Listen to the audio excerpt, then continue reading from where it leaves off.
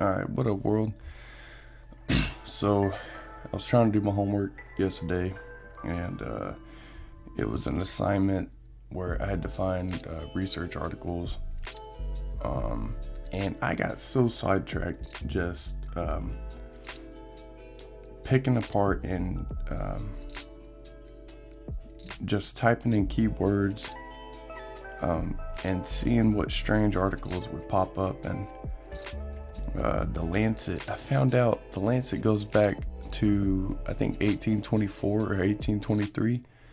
Like, kind of blew my mind, and so I looked up some articles for the 1918 date, because we're told that there was an influenza epidemic and all this stuff, so I wanted to see what was really going on. So pretty much I tried to record this earlier, but I realized that I had probably well over 100 articles pulled up, and I was 40 minutes into the video, and I was like, this is it's not gonna work like this.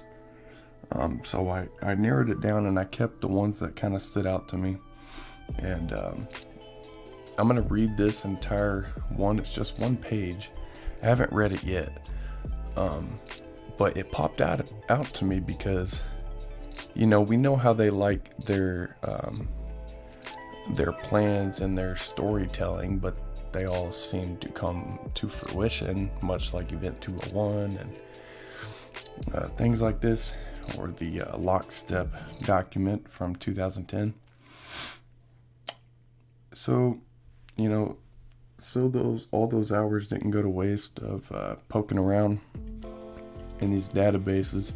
I figured I'd share some of the stuff that I found. So these are full PDFs that I downloaded, but then also I have all of these I want to kind of go through. These are all Lancet articles, and then I have some screenshots that I took from articles that I found that wouldn't deliver any type of PDF or even an abstract. So I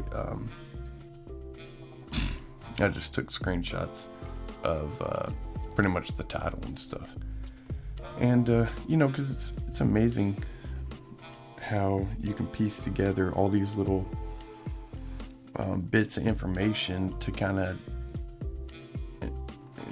Science will never truly acknowledge how beautiful of a creation everything is, and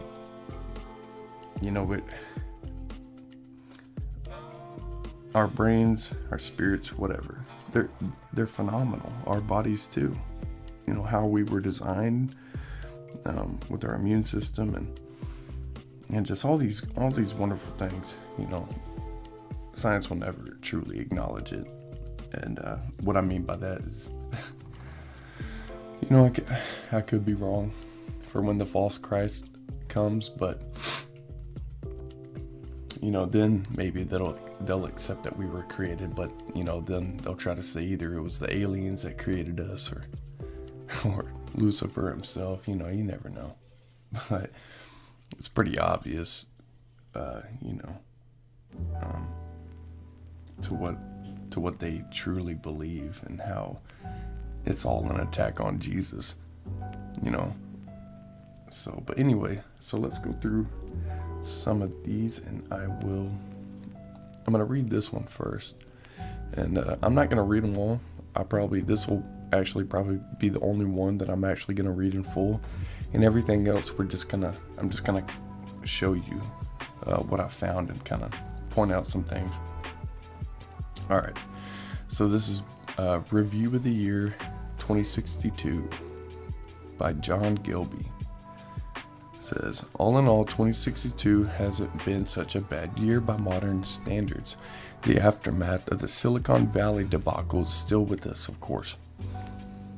You will remember the initial impact last year when a protocol breach at Sunnyvale-based biotech startup Viral Sand led to a chemoviral release, one that has yet to be contained. Although it has dropped out of public awareness, outside California at least, An extensive area west of Highway 101 remains evacuated as the trees, turf, and shrubs towards Mountain View and Palo Alto slowly transmute into, well, silicon. The only winner so far has been local coffee chain Dave's Dangerous Drinks, whose espresso, handcrafted for the billionaire tech trade, is currently the only substance known to halt the crystalline mayhem. The major, if ironic, loss of life after the poorly controlled blowout at Armstrong in January led to Project Exodus being halted. That's something we should search. You never know what types of crap in here is actually taking place, in articles like this. Project Exodus being halted, pending the long overdue inquiry into excess profit taking by key contractors for the Lunar Commission.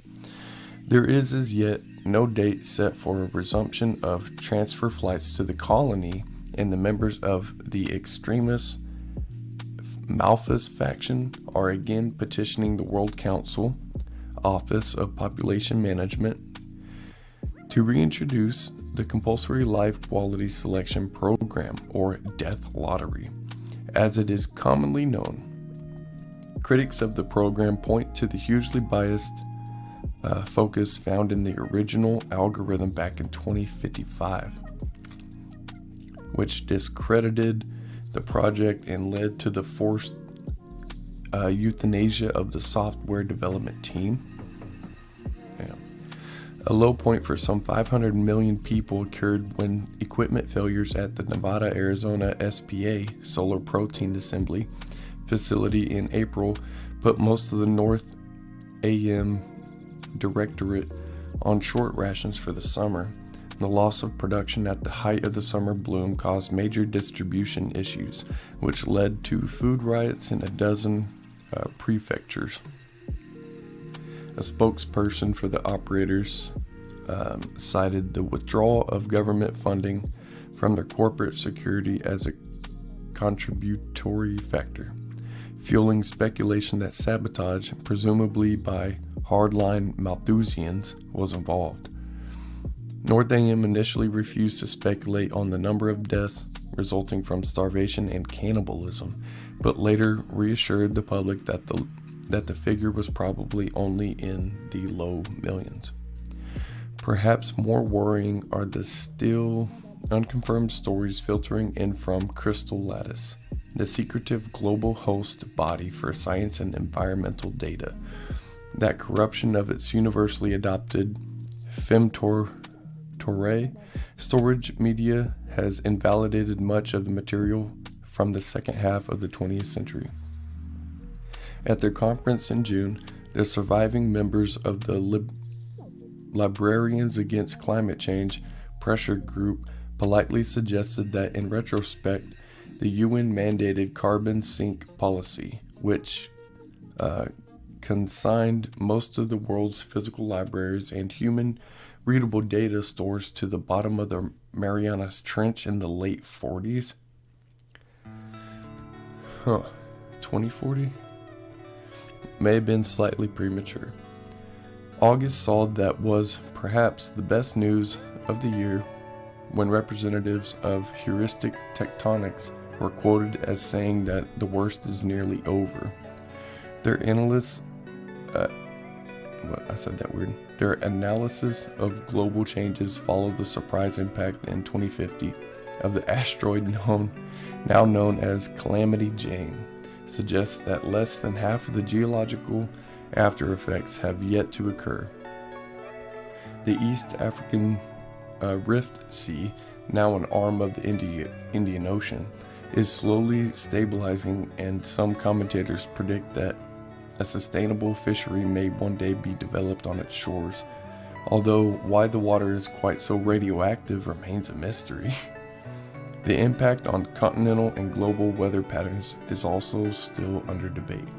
The images of blizzard conditions around Luxor's temples and the protracted icing of the Nile during October will remain fixed in the minds of climatologists for years to come. Perhaps not surprisingly,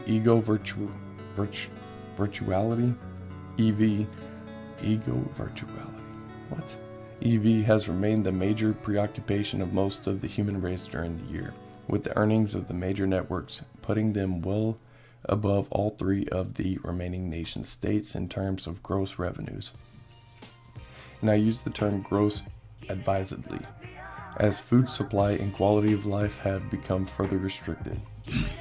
The demand for more and wilder programming has been rampant. The finger of blame in the search for scapegoats for our current problems has pointed increasingly towards the embattled science community again this year, assisted by inflammatory immersive ego virtuality series such as Rogue Eco Scientist, Killer Sex Geek, and Science Greed Machine, whose fans allegedly burnt down 11 scientific research institutes during the autumn season.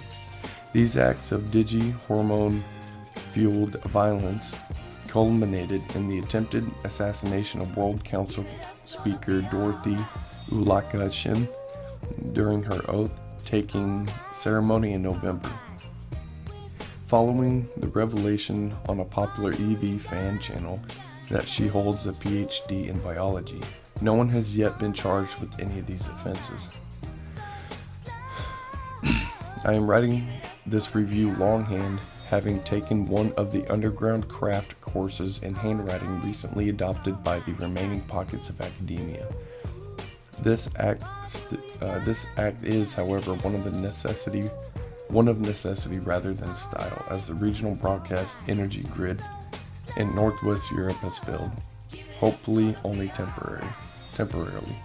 The glow from the culprit, the crackling, fizzing aurora overhead, is providing adequate light for the exercise.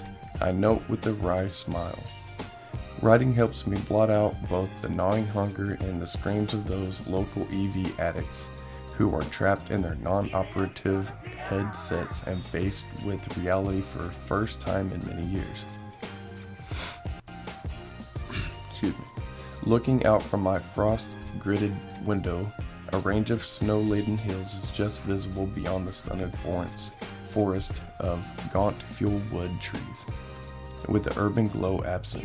This scene has probably changed little in millennia, a thought that provides a modicum of hope. We'll have these problems fixed any day now, won't we? And then it says John Gilby is a science writer living in West Wales. His nightmares are his own, but he probably needs to talk to somebody about them. And that came out the 27th of December 2012. Alright. So the rest of these. The limits of free speech. Unregulated drug marketing stifles science and harms patients. To suggest otherwise is an affront to liberty, not a protection of it. This is kind of interesting. On 12th December, American drug giant Pfizer agreed to pay the U.S. government more than $55 million in fines. Pharmaceutical company Wyeth, now owned by Pfizer, had overstated the benefits of its proton pump inhibitor Protonix, pantoprazole, despite repeated warnings from the U.S. Food and Drug Administration, FDA. Let's see. Another court ruling this month could tip the balance further and not in the FDA's favor. This case, United States versus Caronia, relates to the conviction of a pharmaceutical salesman for Orphan Medical, taken over in 2005 by Jazz Pharmaceuticals in Dublin. Moving on. Functional screening identifies miRNAs inducing cardiac regeneration. Let's see. MicroRNAs markedly stimulates cardiomyocyte proliferation and promotes cardiac repair. Performed high content microscopy. Whatever. Anyway, let's see. Where's the date? Yeah, 2012. So they've been messing around with RNA for a while. Hold on. All right. Sorry about that. All right.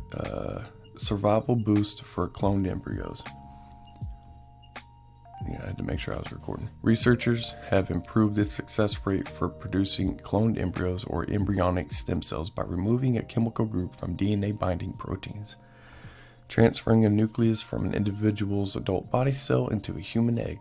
A process called somatic cell nuclear transfer, SCNT, could one day generate embryonic stem cells that match that person's DNA, but embryos made using SCNT rarely mature. To improve this, Dong Ryo Lee at Cha University in Sheo Yizhang at Boston Children's Hospital in Massachusetts and their colleagues used the human messenger RNA encoding a protein that removes methyl groups from a type of histone protein found on DNA in the donor nucleus. When the authors injected the RNA into 56 human eggs, they had received donor DNA. They found that 14.3% of the treated embryos developed into late-stage blastocysts, compared with none of the untreated controls. Again, RNA, messenger RNA, what do you think is in that vaccine? Worms conspire with gut microbes. Intestinal worms manipulate their host immune system to ensure their survival, in part by changing the metabolism of the host gut microbiome. The worms, called helminths, infect around 2 billion people around the world and are able to block harmful inflammatory responses in humans and mice. Nicola Harris at the Swiss Federal Institute of Technology in Lausanne and her colleagues studied mice infected with the helminth Heliosomoides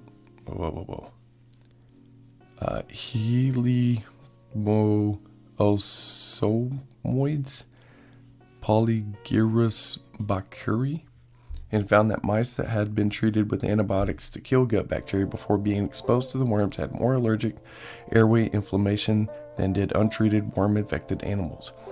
Worm infection caused the microbiota to produce increased levels of short-chain fatty acids in mice, pigs, and 6 out of 8 human volunteers. The anti-inflammatory effects of worm infection were lost in mice that had been engineered to lack a receptor for the fatty acids. The findings suggest that helminths and gut microbes have evolved this mechanism to regulate the host immune system over many millions of years, the author says.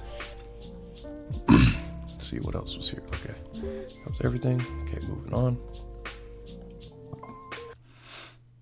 Alright, excuse me, I keep on having to pause it to cough, man. I'm not used to talking this much.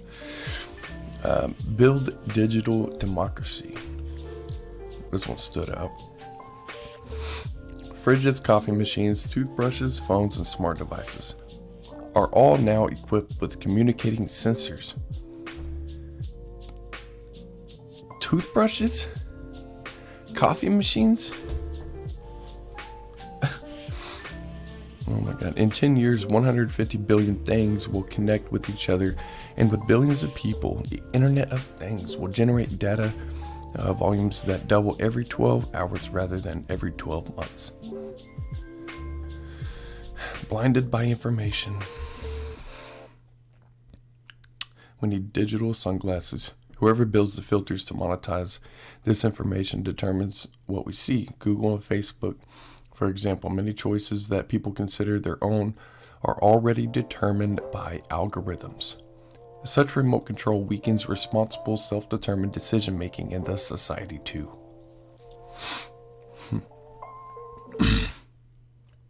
Wow. Let's see, what year? Give me a year. 2015. That was 2015.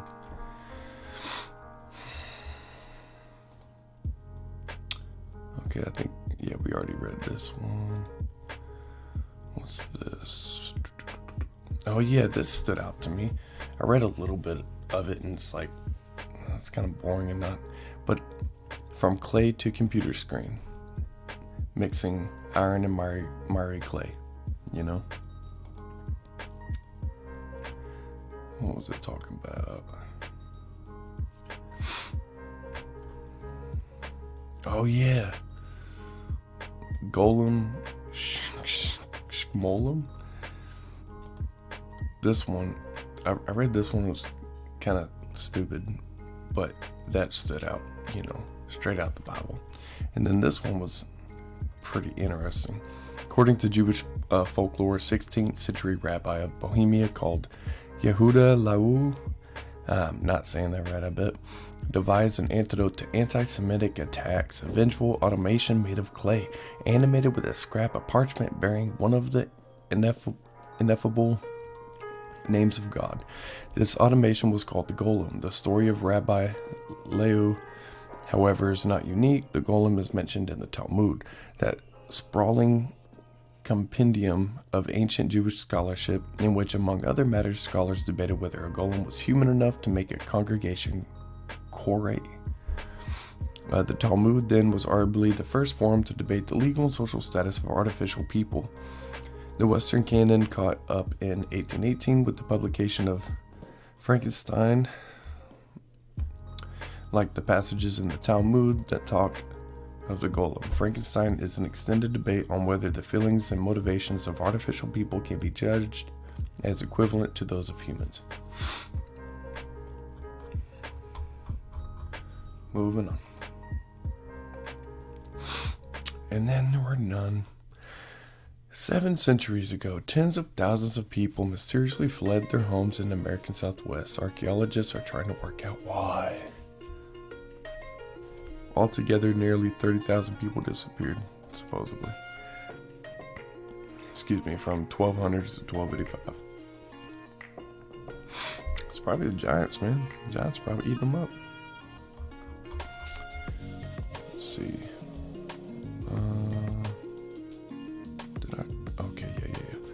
RNA tells time protein production.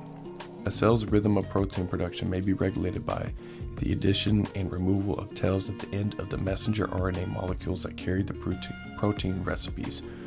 The cellular circadian clock yields rhythmic patterns in the expression of many genes. The synthesis of their protein products, Carla Green and her colleagues at the University of Texas Southwestern Medical Center in Dallas found 237 mouse liver messenger RNAs that showed circadian rhythmicity in the number of adenosine molecules added to the end of messenger RNAs. The length of this poly-A tail can affect the stability of the messenger RNA and ultimately the amount of cognate protein produced. Further analysis of 5 of these messenger RNAs showed that peak poly-A tail length preceded a peak in protein accumulation by 4 to 8 hours, even when the amount of those messenger RNAs remained constant. 2012. Keep that vaccine in the back of your mind. The baby experiment. A London lab is developing every technology it can to understand infant brains and what happens when development goes awry. Where was it? This is one of those articles, so most of it is stupid. And then they got it. Look. They're doing research on babies using every single technique you could imagine.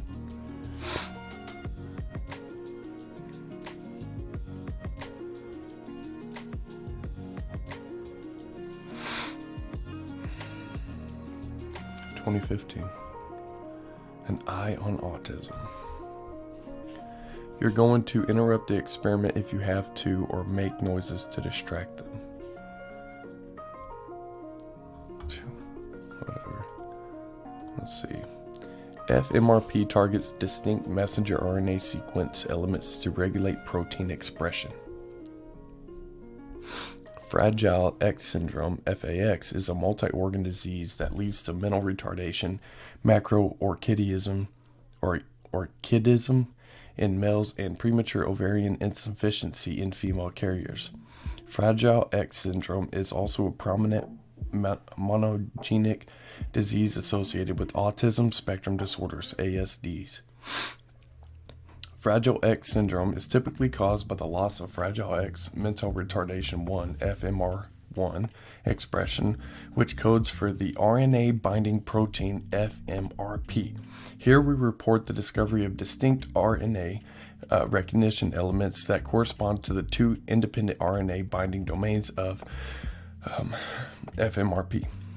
In addition to the binding sites within the messenger RNA targets for wild type and I304N mutant FMRP isoforms and the FMRP paralogs FXR1P and FXR2P, also known as FXR1 and FXR2, RNA recognition element frequency, ratio, and distribution determine target messenger RNA association with FMRP.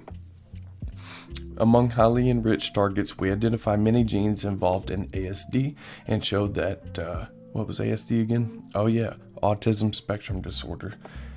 And show that FMRP affects their protein levels in human cell culture, mouse ovaries, and human brain. Notably, we discovered that these targets are also dysregulated in FMR1. Mouse ovaries showing signs of premature follicular overdevelopment. These results indicate that FMRP targets share signaling pathways across different cellular contexts. As the importance of signaling pathways in both FXS and ASD, autism spectrum disorder, is becoming increasingly apparent, our results provide a ranked list of genes as basis for the pursuit of new therapeutic targets for these neurological disorders. Excuse me, I'm sorry. This stuff gets me kind of... Look, 2012, man. The point I'm trying to make with the RNA ones that I'm pulling up, they've been messing with this stuff, man. Do not take that vaccine, man. Do not take that vaccine. I'm telling you, it's not what I can't tell you exactly what it is. I don't have all the answers, but I know it's not what they're telling you. It's not for no fucking corona, man. It's not. It's just not. There's something else going on. Radiocarbon dating of the Shroud of Turin. I thought that was pretty interesting that I would find an article about the Shroud of Turin, and this was 2020. Like, it wasn't, just very interesting, and if you don't know, the Shroud of Turin is supposedly the shroud that was covering Jesus when he was resurrected, and it left like a radioactive print or something, and they've been fascinated with it for a while, and they cannot disprove it. That's what science is supposed to do. Science doesn't prove anything, supposedly, is what my professor likes to say, but it can only disprove things. Well, they're trying really hard to disprove it, and it's just not working out for them. So they're trying to date it, Anyway, I thought that was interesting. Okay, I think that's all of those. All right, so to the Lancet journals. Actually, let's pull up. We'll pull up the screenshots first. While all these tried to load again. Okay, I think it's gonna be good. Okay, that's fine. I still got all these pulled up. All right, here we go. All right, let's see. All right, so these are articles that I found that wouldn't let me actually read them, and a few of them even had an abstract. This is from 1993, y'all. 1993. Cloning of human embryos draws fire from critics. 1993. That's like 27 years ago. Reports on the criticisms on a research by Robert Stillman and Jerry Hall of the George Washington University Medical Center in Washington on cloning human embryo cells. Comments from science activist Jeremy A report presented at a joint meeting of the American Fertility Society and the Canadian Fertility and Andrology Society. Nature Publishing Group. Halloween crystals. Reports on the cross and coffin crystals obtained from experiments involving crystallization of complexes of horse cytochrome C and its antibodies by vapor diffusion. Testing of reproducibility of the cross and coffin effect by researchers. Paper by Ronald Jimerson and colleagues. Nature Publishing Group. And I just had an idea. I think after I post this, I'm gonna watch it, and I'm gonna make another video of all these weird effects and keywords that are in these that I haven't looked into yet. Because I merely just pulled a lot of these up and haven't really looked in depth through them. Man, I had to get rid of so many because I just had too many. Immunological modulation and invasion by helminth parasites in human populations. And remember, we just talked about the helminth parasites in that one little article that was talking about the gut microbes or whatever. Let's see, and this is 1993. They're fascinated with parasites and all these evil little critters, aren't they? Examines the epidemiological, immunological, molecular, and theoretical studies of the factors that result in persistent helminth parasite infection, biological features on or of helminth infections, evidence for immune-mediated resistance, immune responses, and effector mechanisms. Nature Publishing Group. Polymers that make light work. Discusses the possibility of computing with light rather than electricity. 1989. 31 years ago. 31 years ago. Think about that for a second. What do you, try to fathom in your brain what type of technologies they could have come up with the possibility of computing with light rather than electricity. Polymer development observations. That was 1989. Nature Publishing Group. Excuse me, 1989. Wrecked ship causes damage to Antarctic ecosystem. Reports on the damage caused by the wreck of an Argentine supply ship, Bahia Paraiso, that spilled diesel fuel near the Antarctic Peninsula. Help from Palmer Station, concern over penguins and krills. Oh, how nice of y'all. Nature Publishing Group. So did you know that Hitler did not kill himself and he actually lived to old age with a colored wife, even in Argentina? Did you know that? Did you also I'm sure everybody's heard about the Nazi Antarctica type of stuff, right? I'm just saying. This was 1989. That kind of popped out to me. A supply ship? But I thought there wasn't anything down in Antarctica. I thought nobody could build there. I thought there was only these little outposts and, This one was funny. Don't cut booze out altogether. It boosts sperm count. Men hoping to become fathers are often advised to avoid alcohol for fear of harming their fertility. But a new study suggests a few bottles of beer a week or a bottle of wine may actually help men start a family. You don't think so?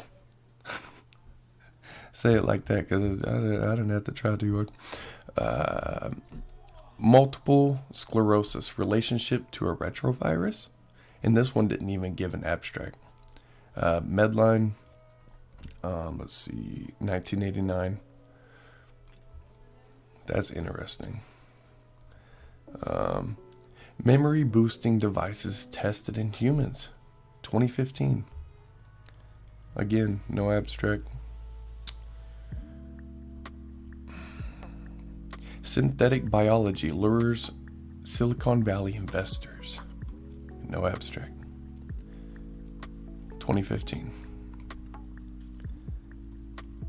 Software predicts slew of fiendish crystal structures. 2015. No abstract. Big biotech buys iconic genetics firm. 2012. No abstract. Medline. And I don't know why this one went over here. I'm kind of tech savvy, but I ain't got it all figured out. Thermal physics. Quantum interference heats up. 2012. Uh-oh. Baby girl. Hold on, I gotta pause. Alright, I apologize for that. Handshake, make sure everything's okay with the kiddos. Okay, so already... Yeah, thermal physics, quantum interference heats up. 2012. I think this is the last one. Neurodevelopmental disorders, signaling pathways of Fragile X syndrome. No abstract. 2012. Alright, so to finish it up, these are actually... Alright, so this is all the way back in 1919. I think this is the one... Yeah, Lessons of the Influenza Epidemic. This is the only one I could find about the so-called influenza epidemic back in 1918, which was propagandized later to be known as the Spanish flu. Yeah. The maximum number of deaths, 7,557, occurred in the week ending November 9th, having risen to this height from 1887 in the week ending October 19th. The decline again to this level has been more gradual, almost the same number of deaths, 1885, being recorded in the week ending December 14th. So what it's saying is there was another one years before 1918 that I guess was pretty bad. And from our review of the etiology and pathology of influenza in last week's leading article, the complexity of the problems involved is apparent, and it is obvious that further investigation is necessary for their solution. This is especially true of the epidemiological aspects of the disease, which have not figured prominently in the various papers which we have published. Nor is this surprising, since the materials necessary for the foundation of a considered judgment have yet to be assembled. Just weird if it was so bad. And it's an epidemic. Wasn't a pandemic. I think I found more references of tuberculosis and things than this. Like I said, this was the only, and I'm not saying there's not more out there, but there's a lot of, like, it went, I think this paper itself went all the way back to like 1824 or something. But and I kept on seeing this. So this was like definitely a campaign to eliminate homeopathic medicine. Let's see, what year is this one from? Does it not say? Should say in this one. Yeah, 1823. So the attack on homeopathic medicine started very soon. This is the first volume, issue 1. Volume 1, issue 1, October 5th, 1823, page 30. It's almost like this journal was pretty much made to pave the way of so-called academic research or whatnot. Compositions of quack medicines. Tincture of opium, 4 drachms and a half. Tincture of asafoetida, 2 drachms and a half. Oil of caraways 3 scruples, oil of peppermint 6 scruples, tincture of castors 6 drachms and a half. Oh, excuse me. Anyway, the point made, it's like it was still rather natural stuff for cures and elixirs and balsam of Tulu, honey of each 1 pound, rectified spirits of wine 1 gallon, Scots bills, Barbados aloes 1 pound, black hellebore root, jalap root, prepared kali of each 1 ounce, oil of aniseed 4 drachms, simple syrup a sufficient quantity. Alright, moving on. Alright, which one is this? Alright, October. So this is still the first volume. Oh, okay, so this is the introduction. Yes, this is their introduction. Let's see if I can zoom in. Alright. It has long been a subject of surprise and regret that in the extensive and intelligent community there has not hitherto existed a work that would convey to the public and to distant practitioners as well as to students in medicine and surgery reports of the Metropolitan Hospital lectures. Having for a considerable time past observed the great and increasing inquiries for such information in a department of science so preeminently useful, we have been induced to offer to public notice a work calculated as we conceive to supply it in the most ample manner, whatever is valuable in these important branches of knowledge, and as lectures of Sir Astley Cooper, whoever the hell that is, on the theory and practice of surgery. See, take away the herbs and all the natural things that God gave us and start cutting people open and experimenting on people. That's what happened. That's where your pharmaceutical industry and the health industry, what it is today, that's where it came from. Sorry, it's a really tough chord that it strikes on me. Are probably the best of the kind delivered in Europe. We have commenced our undertaking with the introductory address of that distinguished professor given in the theater of St. Thomas's Hospital on Wednesday evening last night. In addition to lectures, we purpose giving under the head Medical and Surgical Intelligence a correct description of all the important cases that may occur whether in England or on any part of the civilized continent.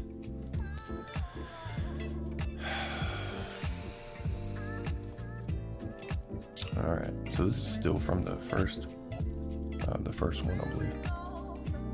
Yep, Volume 1, Issue 1, 1823, y'all. 1823. Hard to even put my mind. It's like impossible to put my mind all the way back there. Politics. Enlightened liverymen.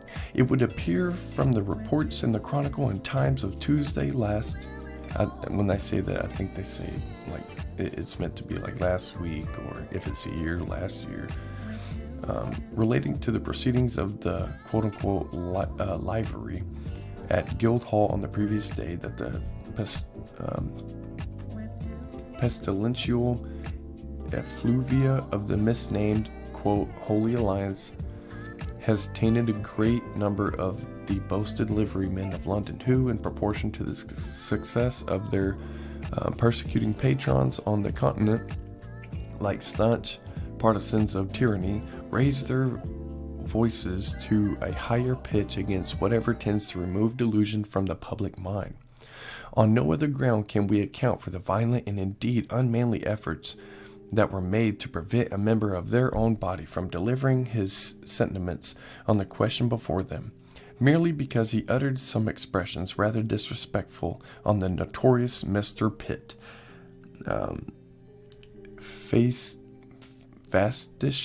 fastidiously termed the heaven-born minister. We have not the slightest personal knowledge of the gentleman who thus excited the bad feeling of these greasy rogues. Neither is it of the least importance to know against what individual the attack was directed in this instance. What we complain of is the atrocious attempt to invade and trample upon the ancient and, we hope, unalienable right of Britons to avow, both privately and publicly, their feeling and opinions upon all public men and public measures. If ever the continental despots, and their insects and power should succeed in destroying this bulwark of our national freedom and intellectual improvement, we can expect nothing in its room but the poniard and bowel of the assassin, and instead of open, manly rebuke, the oppressor may expect the stroke of the stiletto, or the no less effectual application of dire ingredients in the composition of his calipe and calabash, whatever that is. The obnoxious liverymen, it is reported, expressed a wish to see the statue of Mr. Pitt thrown down. This, of course, was a rhetorical flourish, a very appropriate mode of showing his detestation of character to whom England owes anything but gratitude. We are by no means advocates for throwing down statues. The one alluded to is a very fair specimen of the liberal art of sculpture, and is as innoxious as that of Charles Stuart at Charing Cross. But instead of injuring works of art, we suppose the community would be well pleased to see the legislature abrogating indignantly some sanguinary pages in those statutes, of which he appears to have been the parent. A little time has shown that this man's claim to the appellation of an able statesman is unequivocally ridiculous, is perfectly laughable. His father, indeed, the great Pitt, we need not say, had a full-grown intellect, but his son appears in this respect to have been only an abortion. His admirers in rapture called him a boy statesman. In his 23rd year and his 47th year, he was still the same, still the official coxcomb, running after wild, impractical schemes, regardless of everything but the gratification of his own senseless, remorseless, and petty ambition.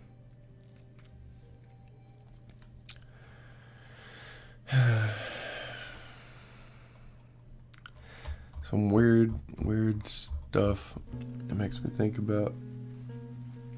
Not even think about, but it's like trying to get my mind into somebody from so long ago, or, the enemy from so long ago.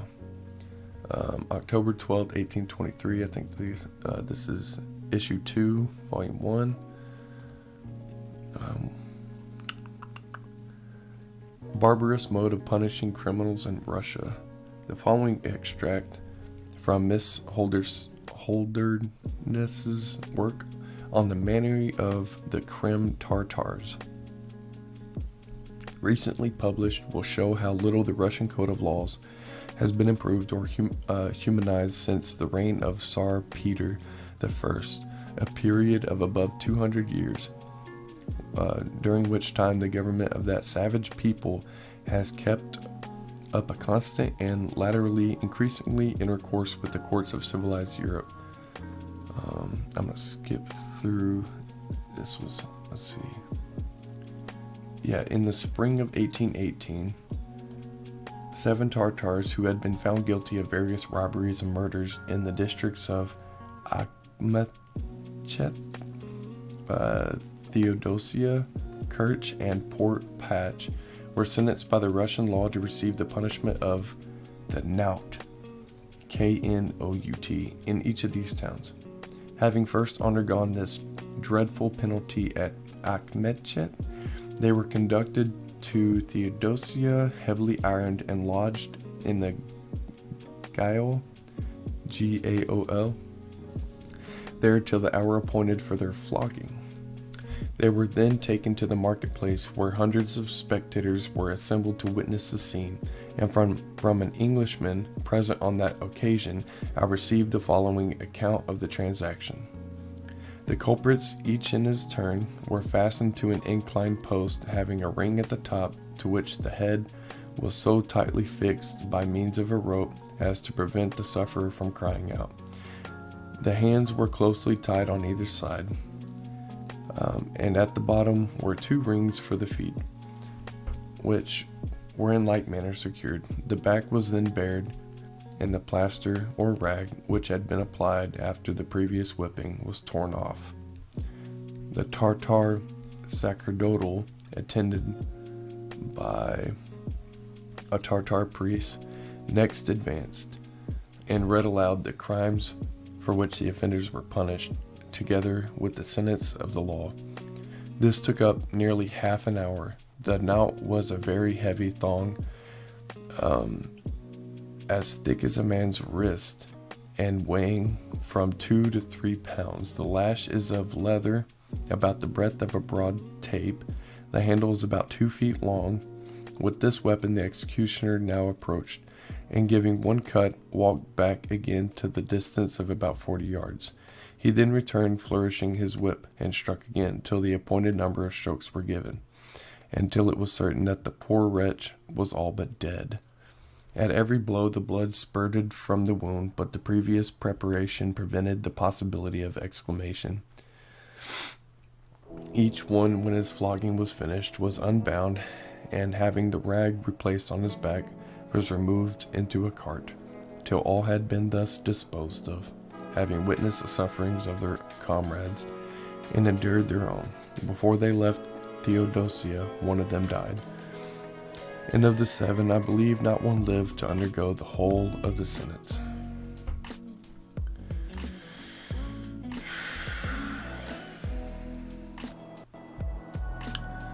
I didn't read any of this, but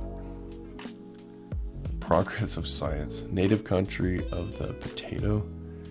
Great doubts have existed with respect to the natural habitat of the potato. It was first known in the cultivated state in Virginia, from which place it was brought. It is generally supposed, however, that the plants found there had been previously introduced from some of the Spanish territories in the more southern parts of that quarter of the globe. From Humboldt's observation, it seems that it does not occur native in the southwestern part of North America, nor is it known, blah, blah, blah, blah, blah. Phenomena. Oh, yeah. This was kind of interesting. A beautiful meteor was seen at Falkirk on Friday, the 26th September, about 8 o'clock in the evening. It appeared to be about 9 inches in length and 5 in the breadth, being of an oval form. It passed in a southwest direction, dragging a kind of tail behind it, as if part of the luminous matter was detaching itself from the rapidity of the motion. Much rain fell shortly after its appearance. Another meteor was seen at Falkirk on the evening of Sunday last, about the same hour. It was much smaller, and when approaching the horizon, divided into 3 nearly equal parts, resembling stars shot from a rocket. Excuse me, but hold up. From a rocket? The night was calm and beautiful, the Sterling Journal. But hold up, from a rocket? What year is this? Remember, what year is this? 1823. Dude, come on. What? A rocket? Seriously? On Sunday night last, about 8 o'clock, a large meteor was seen in the immediate neighborhood of the city. It proceeded in a northeast direction and had the appearance of a brilliant body of fire surrounded by a luminous atmosphere, and was drawn into an oblong shape by its velocity. Its light, for about a second, was sufficiently bright to enable a person to read the smallest print. A similar body was observed about the same time at Maryport and other places. Let's see, table talk. Oh yeah, this too. Died February 17th in the Bay of St. John's, Antigua. A black woman named Startira, who by information from herself must have attained the advanced age of 130. 130, dude. She was a slave and was hired as a day laborer during the building of the Gaol. and was present at the laying of the cornerstone, which ceremony took place 116 years ago. She also stated that she was a young woman grown when President Sharp assumed the administration of the island, which was in 1706, so that allowing her to be then 14. It brings her age to that of 130. And then it talks about how she died, which is kind of messed up. And I'm not gonna read because it doesn't finish. But if you wanna read it, you can. 1823, and remember, the Lancet, I believe, is an England journal. So we're almost done here. We're almost done. I can't remember what I brought up. Okay, yeah, we were just looking at that. Let's see. Come on. Let's see. Yeah, Composition of Quack Medicine, Issue 3, Volume 1, 1823. It was like, this was like a reason why they created this, to get rid of homeopathic medicine. And it lists some more. Epsom salt, common salt of each 28 pounds, dry in an oven, and powder purgative. Plumber's pills. Calomel, precipitated sulfuret of antimony of each 1 drachm, gum guaiacum 2 drachms, balsam of capivi a sufficient quantity, divide in 5 grain pills. Words paste for fistula and piles. Black pepper, elecampane root of each 1 pound, sweet fennel seeds 3 pounds, honey, white sugar of each 2 pounds, dose of the size of nutmeg, 3 or 4 times a day. Marshall's cerate, palm oil. Anyway, you can pause it and check it out. But I thought that was it's so interesting, because the proof is like, you say proof of what, but like the proof that actual healthcare was hijacked. All right, what is this? Medico Chirurgical Society. I don't know, but this was horrible. This is absolutely horrible, dude. Like, oh my god, this is so horrible. And I didn't mean to end on this one, but Jesus Christ, they never intended to find advancements in medicine and all these things, dude. They're wicked, evil beings, man, that just wanted to cut into people and experiment with people. Like, this is absolutely disturbing. Alright. At the meeting of this society held on Tuesday, after the routine business was concluded, an interesting paper on the imperforate anus by Mr. Copeland Hutchinson was read, in which the manner of performing the operation for the relief of this malconformation and the subsequent treatment necessary to be observed, together with 4 cases in which Mr. H. performed it, were given. Were given at some length. Mr. H. says that when the operation for imperforate anus is to be performed, the child should be placed on the table with the nates towards the operator and the legs and thighs drawn up against the body, as is done in the lateral operation for stone. That the operator, before he begins, should titillate the part where the anus is usually situated in order to produce a bearing down of the gut. Mr. H goes on to describe the operation. The surgeon is to make an incision with a double-edged scalpel in the course of the rough, about 1.5 inches long and as much in depth. The operator is then to put his finger to the bottom of the wound and endeavor to feel, if he can, the cul-de-sac of the intestines. A middle-sized trocar enclosed in a cannula is to be introduced into the wound and carried upwards and backwards. The instrument is to be withdrawn, excepting the cannula, which is to be kept in, to allow of an exit for the feces. This must be secured by tapes in its proper situation. Great care being taken when the napkins are removed by the nurse, that it is not disturbed. After the cannula has been kept for a week, a gum elastic tube may be substituted for it. And lastly, when the tube can be dispensed with, a sponge tent or piece of hoogie is to be worn 12 out of the 24 hours to prevent any contraction of the parts. The time at which the operation, it's already fucked up, man. But the time at which the operation should be performed is from 24 to 72 hours after birth. Even at a later period than this, Mr. H would not hesitate to perform it. I'm sure he wouldn't, because he's sick. These people are not people, man. They're evil. It is desirable that at the time of the operation, the rectum should be distended with meconium, and for this purpose, a little castor oil might be previously given.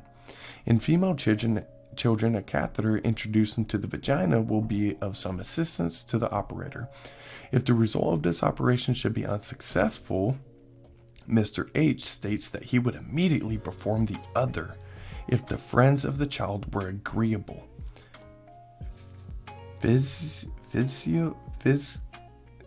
Cut down on the caput cocum coli.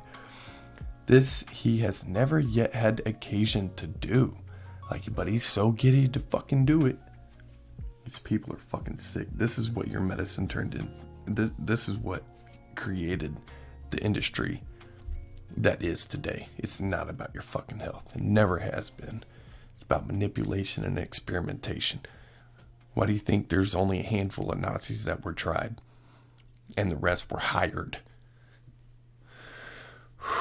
A conversation took place on this paper, in the course of which Mr. Stanley stated that he had seen other operations for imperforate anus performed 4 times, all of which, however, had turned out unfavorably. You fucking think? You fucking sickos. A paper by Dr. Bostock on the connection between the senses of smell and taste was also read to the society. And that's all I got. That's all I got. Oh my god, dude. But yeah, oh my god, dude. I mainly really wanted to share that first one that we read and the ones about RNA and the cloning and stuff like that, because that's like you know that expression that the military or whatever, their technology is always 50 years ahead or whatever. I don't know, man. It's like, I don't remember who it was in the book, in the word, or what book or what scripture, but it's like God instructed him to go and peek inside and see what was going on, and it absolutely horrified and disgusted him. And it's like, when you peel the veil off of the demonic society, it's like the same fucking thing, man. And I apologize for cussing, but it's so disgusting and just so horrible. The wicked truths out there, you know. But the truth is coming out, man. The truth is coming out. And I really feel Jesus is coming. I don't know when. I don't know how soon, but he's coming. But a lot of messed up stuff is going to go down. A lot of messed up stuff already has gone down. And a lot of it, I feel like it's going to be exposed. You know, that's just what I feel. Anyway, so yeah, that's that. Just so many little tidbits of information and all those that I read. Not even just the articles, but with the dates and the things being talked about at what time. And I don't know. It's the type of information that fascinates me and helps me put things together, I guess.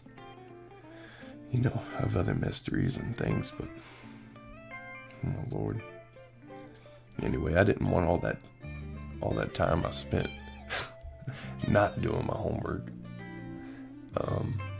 being gone to waste, because I just, you know, and I had a lot. I had so much, like over 100 articles pulled up, but there's no effing way I was going to be able to make that all into a video, when most of them were just articles that came up in the records about just so many different things. I was kind of just typing so many different words and stuff and seeing what would come up.